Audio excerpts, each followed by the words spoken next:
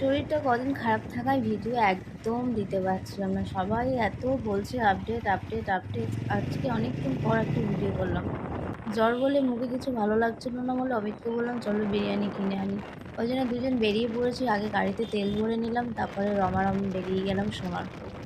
সোনারপুর যেতে যেতে ভাবছিলাম একটুখানি ভিডিওটা করি। আকাশের ওয়েদারটা এত সুন্দর লাগছিল, মেঘলা করে এসেছিল, সেরকম হ্যাঁ, একটু ঠান্ডা আলু হাওয়া দিতে দিচ্ছিল। ডিমের বদলে তারপর দুজনে চলে গেলাম খানা খাজানায় বিরিয়ানি দিয়ে আনতে। দেবে। হ্যাঁ,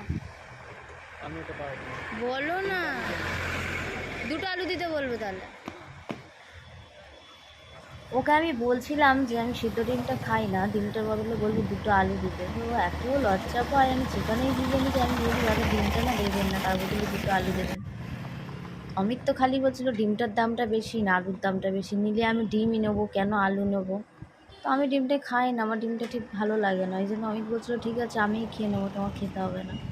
সেই জন্য ও কী করেছে, একটা ডিম একটাই আলু এনেছে, লজ্জায় আর বলতে পারিনি।